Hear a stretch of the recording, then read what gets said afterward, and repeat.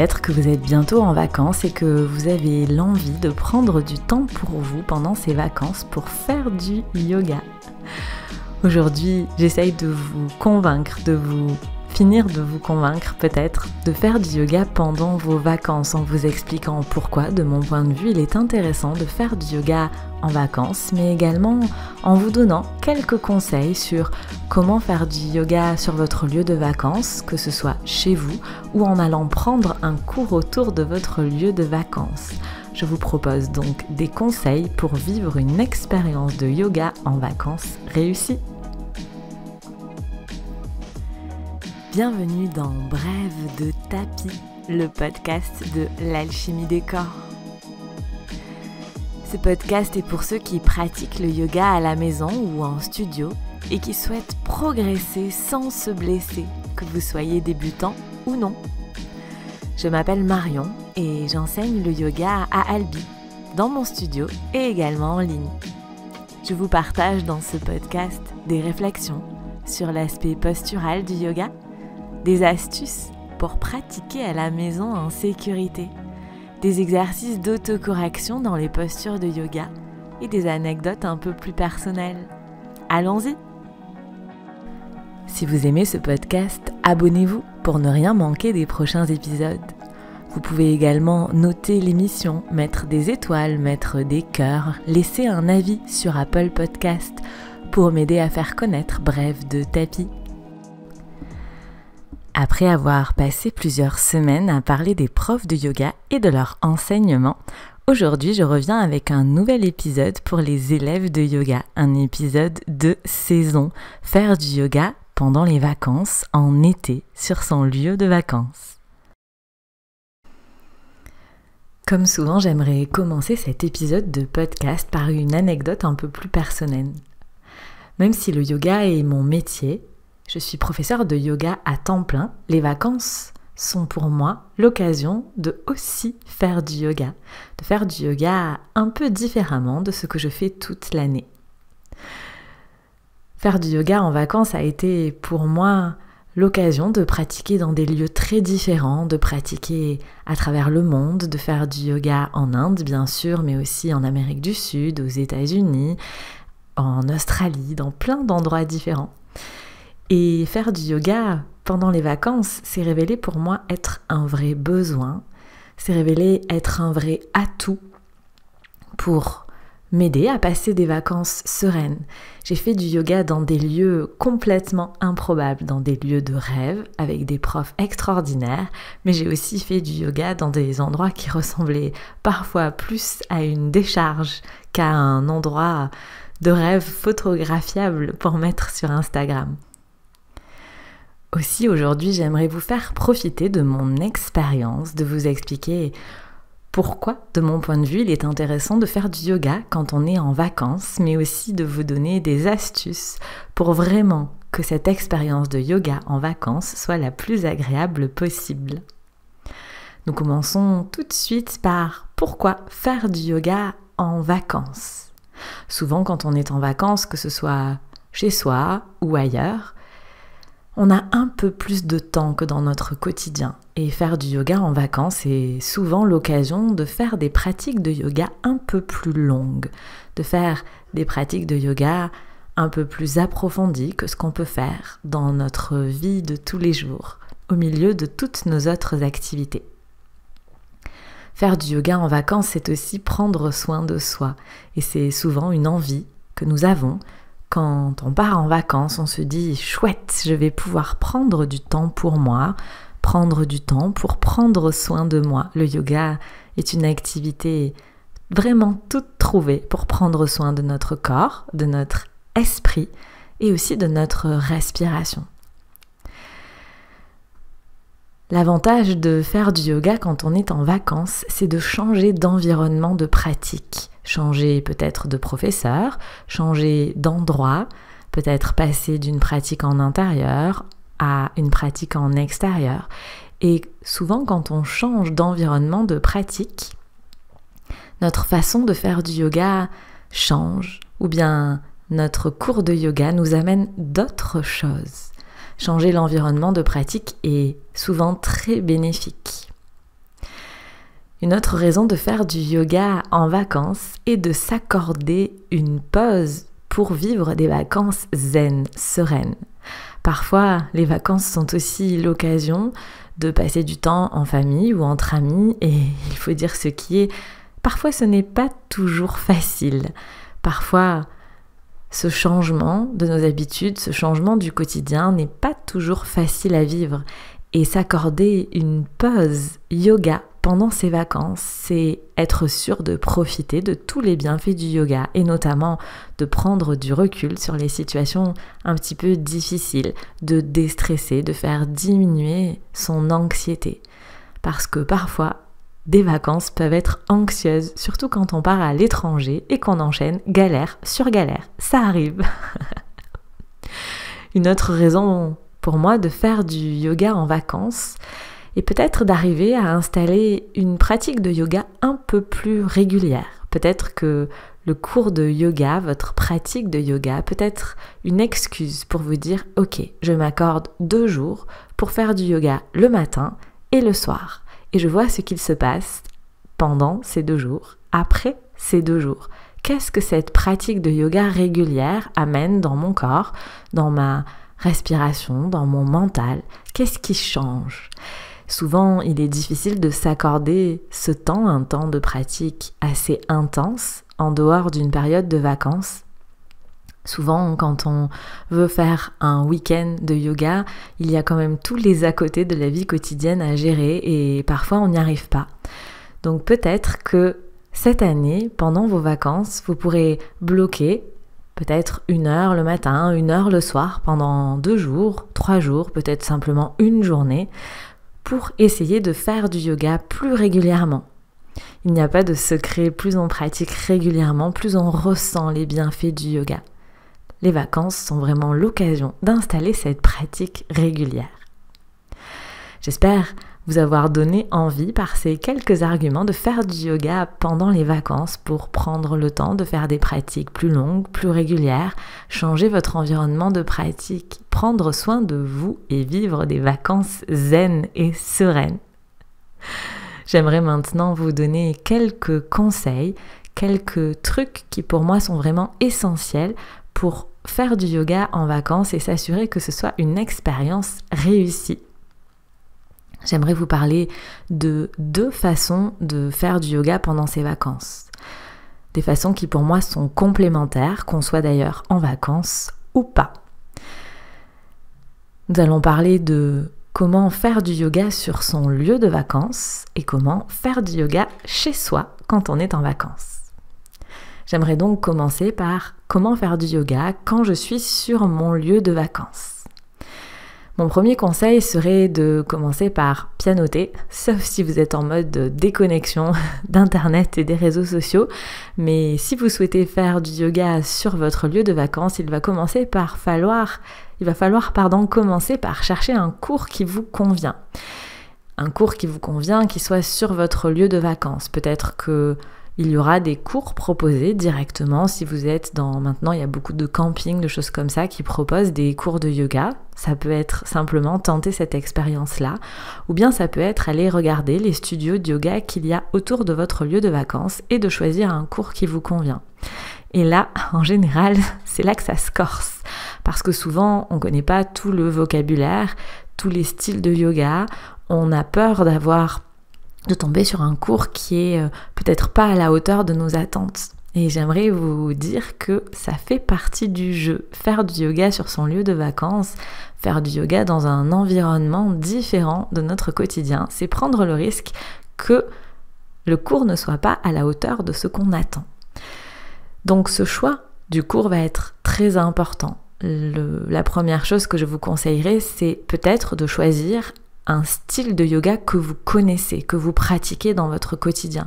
Si par exemple vous faites du yin yoga ou du hatha yoga, avant de vous lancer dans un style de yoga que vous ne connaissez pas, peut-être choisissez un cours dans un style de yoga que vous connaissez. Ce sera rassurant. Maintenant, tous les profs de yoga ont des sites internet, ont des pages Instagram et si vous voulez être rassuré ou au moins vous faire une première idée sur la façon qu'a d'enseigner le prof que vous choisirez, allez faire un tour sur son site internet, sur ses réseaux sociaux. Souvent, ça en dit long sur la philosophie que les profs ont dans l'enseignement du yoga. Ça permet de voir leur spécificité, de voir qu'est-ce qu'ils enseignent prioritairement. Donc appuyez-vous sur ces données, sur ce que vous trouverez et faites-vous confiance. Faites confiance à votre instinct. En vous disant que peut-être ce sera une super expérience, peut-être que ce sera une expérience un peu moins bien, mais c'est toujours une expérience et toute expérience est bonne à prendre. Mon deuxième conseil pour faire du yoga sur votre lieu de vacances en choisissant d'aller faire un cours avec un prof, un autre prof, c'est vraiment de garder l'esprit ouvert. Rappelez-vous qu'il y a plusieurs styles de yoga et que même pour un style de yoga donné, il y a plusieurs façons de faire. Il y a plusieurs écoles qui n'ont pas toutes les mêmes façons de faire. Et peut-être que vous allez tomber sur un cours de Hatha Yoga avec un professeur qui va vous dire des choses qui sont peut-être inverses ou contraires ou opposées à ce que vous avez l'habitude de faire. C'est pas grave. L'idée, c'est vraiment d'essayer, de jouer le jeu, de vous mettre dans cette position de l'élève et de vous dire « Ok, je choisis de payer pour aller faire un cours de yoga dans un lieu inconnu avec un professeur inconnu sur mon lieu de vacances. J'essaye de complètement m'adapter, de complètement jouer le jeu, de suivre son enseignement. » Alors bien évidemment avec une petite réserve, si par exemple vous savez que vous avez des douleurs en bas du dos et qu'il ne faut pas faire telle posture de telle façon, respectez-vous comme toujours, adaptez les postures si vous savez le faire pour ne pas risquer de vous blesser, bien évidemment. Mais l'idée dans cette proposition de garder l'esprit ouvert, c'est de ne pas passer son cours à se dire « Ah tiens, d'habitude je fais pas ça comme ça, pourquoi le prof fait ça comme ça ? Il est bien ou il est pas bien ?» L'idée c'est vraiment de vivre l'expérience et de laisser son critique intérieur à la porte d'entrée du studio de yoga pour vraiment tenter de suivre cette nouvelle façon de faire du yoga. Ça vous permettra aussi de vous rendre compte à quel point le yoga est une pratique ouverte, à quel point il y a différents types de yoga. On dit souvent qu'il y a autant de styles de yoga que ce qu'il y a de professeurs. C'est peut-être un peu vrai. Mon troisième conseil, si vous avez envie de faire du yoga sur votre lieu de vacances avec un autre professeur que votre professeur habituel, c'est vraiment d'être très attentif à votre ressenti juste après la pratique, pendant la pratique bien évidemment, sinon ce n'est pas faire du yoga, mais également quelques jours, peut-être les 48 premières heures après la pratique. Parce que c'est vraiment là que vous allez vous rendre compte des effets de cette pratique. Est-ce que cette façon de faire, est-ce que ce style de yoga vous a convenu, ne vous a pas convenu? Peut-être qu'il y a des façons de faire qui vont avoir déclenché des douleurs ou qui vont au contraire vous permettre d'aller plus loin que d'habitude. Donc vraiment ce temps de ressenti pour imprimer, pour laisser le temps au corps et au mental d'imprimer les différences, il est très important. Et puis peut-être que quand vous saurez, si vous restez quelque temps sur votre lieu de vacances, quand vous aurez trouvé un prof ou bien un studio avec lequel vous vous sentez en confiance, si vous êtes d'humeur aventureuse, variez les styles, tentez un style de yoga peut-être inconnu. Ça enrichira toujours votre connaissance du yoga et de son enseignement. Donc si je résume, pour faire du yoga sur son lieu de vacances, faire du yoga avec un professeur, je pense que le choix du cours et du studio est très important. Garder l'esprit ouvert, garder cet esprit d'élève est aussi très important. Et vraiment prendre le temps de ressentir les effets de la pratique avant d'émettre un jugement quel qu'il soit. Et simplement ressentir. Les deuxièmes types de conseils que j'aimerais vous donner, c'est si vous envisagez de faire du yoga sur votre lieu de vacances, mais chez vous. Peut-être avec un appui vidéo, peut-être sans appui vidéo. Tout simplement, peut-être parce que vous n'avez pas envie d'aller dans un studio de yoga proche de votre lieu de vacances, ou tout simplement parce qu'il n'y en a pas ou qu'il est fermé. Faire du yoga chez soi pendant les vacances, c'est aussi quelque chose qui est très bénéfique pour le corps et pour l'esprit. Je vous renvoie sur toutes les raisons évoquées en début d'épisode sur pourquoi faire du yoga en vacances. Maintenant, j'aimerais vous donner quelques astuces vraiment issues de mon expérience personnelle, de toutes les façons que j'ai pu expérimenter de faire du yoga en dehors du confort de notre studio de yoga ou même de notre chez nous. La première chose, peut-être la plus importante, c'est le choix du lieu. Et ça, c'est souvent pas facile. Le choix du lieu est vraiment, de mon point de vue, important parce que c'est ça qui va vous mettre dans une ambiance peut-être un peu particulière, dans une ambiance différente de ce que vous avez l'habitude d'expérimenter pendant votre quotidien. Donc avant tout, il faut trouver un espace qui soit suffisamment grand dans lequel vous puissiez dérouler votre tapis de yoga, bien évidemment, et un espace où vous ne serez pas dérangé. Et ça, c'est souvent pas facile, surtout quand on est en vacances avec sa famille ou avec des amis. Peut-être que ça vaut le coup d'expliquer aux gens qui vous entourent, que là vous allez faire votre cours de yoga, que c'est votre moment pour vous et que vous n'avez pas envie d'être dérangé. Cette notion de ne pas déranger est assez importante de mon point de vue pour que vraiment vous retrouviez une ambiance d'un cours qu'il peut y avoir en studio. Une bonne façon de ne pas être dérangé, ce sont les écouteurs sans fil ou les casques anti-bruit. N'hésitez pas à expérimenter peut-être avec un casque ou bien des écouteurs sans fil parce que c'est quand même plus pratique que d'avoir un fil qui traîne entre notre ordinateur ou notre téléphone si vous décidez de mettre de la musique et de faire une pratique sans support vidéo. Mais vraiment, dans ce genre de situation, les écouteurs sont vraiment une grosse aide pour se mettre dans l'ambiance. Ensuite, mon invitation est vraiment d'essayer de trouver un espace qui vous fait rêver. Si par exemple vous avez toujours eu envie de faire du yoga avec la vue sur la mer, essayez de trouver un endroit où vous allez pouvoir faire du yoga avec la vue sur la mer. Je mets un petit warning, attention pour ceux qui ont envie de faire du yoga en montagne, notamment en bord de falaise, je parle d'expérience, méfiez-vous que quand on a la tête en bas, surtout quand on est en extérieur et qu'on a l'habitude de pratiquer en intérieur, quand on a la tête en bas et qu'on ouvre les yeux sur le paysage qui nous entoure, peut-être simplement dans un chien tête en bas, l'équilibre n'est pas du tout le même, surtout s'il y a des arbres qui bougent ou des nuages dans le ciel qui bougent. Donc si vous vous mettez en bord de falaise, faites attention de ne pas perdre l'équilibre, de ne pas finir dans le vide, tout simplement.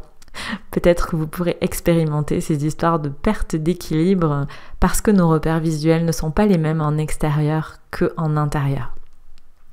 Bien évidemment, on peut aussi trouver un espace qui nous fait rêver en intérieur avec un super parquet en bois, des bougies partout, de la lumière tamisée. Si c'est ça qui vous fait envie, ça se trouve complètement. Toujours dans cette idée de trouver un espace qui va vous convenir pour faire du yoga chez vous, sur votre lieu de vacances, il y a une chose à laquelle il faut faire vraiment très attention, c'est que idéalement, pour ne pas risquer de blesser nos articulations, si on fait du yoga en extérieur, il faudrait vraiment trouver un sol qui soit plat. Alors le top, c'est la terrasse en teck, de mon point de vue, ou bien le béton ciré. Tout ce qui est carrelage, ça s'adapte, que ce soit les dalles au bord de la piscine ou le carrelage, mais souvent les joints du carrelage nous embêtent un petit peu si on a un tapis qui n'est pas très épais. Mais vraiment, l'idée, c'est de trouver un sol dur et plat. Ça veut dire qu'il n'est pas interdit de faire du yoga dans le sable ou bien en extérieur sur une pelouse, mais sachez que c'est pas idéal pour les articulations et que si vous faites ça trop souvent et de façon répétitive, ça peut risquer de créer des blessures dans vos articulations. Et un dernier petit avertissement sur le choix du lieu. Souvent, on a envie de faire du yoga au lever ou au coucher du soleil parce que c'est un moment assez magique. Mais attention aux moustiques, ça peut vraiment être quelque chose de très agaçant que d'entendre bzzz dans nos oreilles. Alors si on a des écouteurs sans fil, ça règle peut-être le problème, mais ou sinon de se gratter toutes les 3 secondes parce qu'on s'est fait piquer par un moustique. Donc pensez peut-être, pour vraiment que votre pratique de yoga soit la plus profitable possible, à mettre simplement de l'anti-moustique, un legging avec des jambes, un legging long et peut-être des manches longues. Et puis si vous êtes sensible au soleil, pensez à vous mettre de la crème solaire parce que c'est vrai qu'on a vite fait d'être embarqué dans notre pratique de yoga et de se rendre compte 2 heures après qu'on a pris un sacré coup de soleil. Donc voilà, une fois de plus, je parle d'expérience, je partage avec vous aujourd'hui des choses que j'ai vraiment vécues et testé et approuvé comme à peu près tout ce que je vous propose dans l'alchimie des corps. Pour faire du yoga chez vous, sur votre lieu de vacances, il y a la possibilité de pratiquer seul ou d'utiliser des supports vidéo. Si vous décidez de pratiquer seul, c'est une expérience vraiment à faire, à vivre si vous vous en sentez la capacité. Et l'idée, c'est essayer de se rappeler quels sont vos mouvements préférés, peut-être simplement la salutation au soleil, et de vous dire que ce n'est pas dramatique si vous vous trompez, que ce soit dans l'enchaînement des postures, que ce soit dans l'alignement dans les postures, mais simplement d'essayer de retrouver ces mouvements, de faire ce qu'il vous fait plaisir. Si par exemple vous aimez faire un triangle, faites un triangle. Pensez simplement à bien adapter les postures, peut-être avec des accessoires, pour que la posture soit adaptée à vos capacités. Si vous décidez d'utiliser un support vidéo, comme par exemple la médiathèque de l'alchimie des corps, peut-être que si d'habitude vous faites une vidéo de 30 minutes une fois par semaine le matin, si vous décidez de faire du yoga sur votre lieu de vacances, mon invitation serait de vous lancer soit sur des vidéos plus longues, peut-être des vidéos d'1h30, soit sur des retraites par exemple, ou des programmes vidéo. Je viens de dire retraite parce que par exemple dans la médiathèque de l'alchimie des corps, il y a 3 mini-retraites qui durent le temps d'un week-end, donc à faire sur 2 jours. Ce sont des mini-retraites de yoga où je propose un cours d'1h30 le matin, un cours d'1h30 le soir, le premier jour et le deuxième jour, avec un petit livret que vous pouvez télécharger sur la médiathèque et qui vous invite à vous poser un petit peu des questions sur ce que cette mini-retraite à la maison vous amène.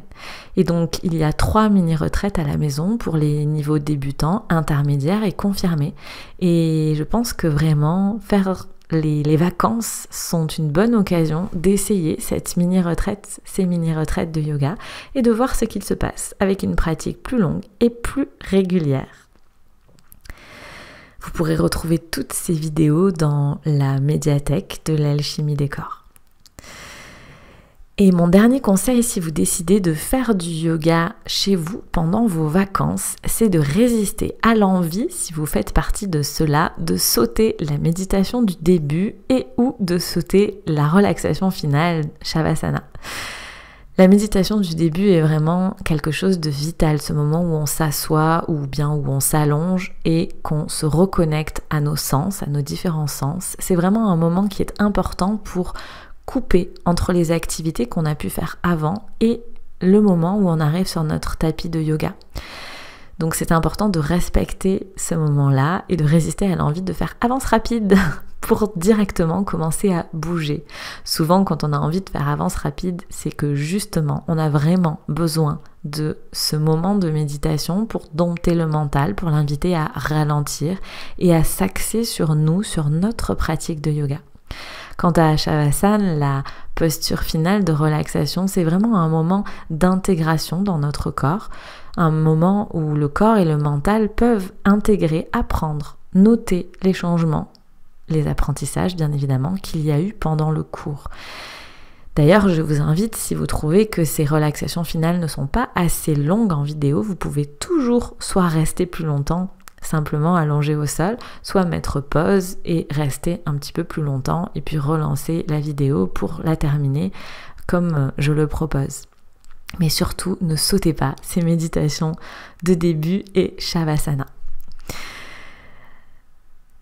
Donc dans cet épisode, je vous ai donné quelques arguments sur pourquoi de mon point de vue, il était intéressant de faire du yoga pendant les vacances, notamment pour varier notre environnement de pratique, avec des pratiques plus longues, peut-être avec des façons de faire différentes, voir ce qu'il se passe quand on varie notre environnement de pratique et pour prendre soin de soi pour des vacances zen.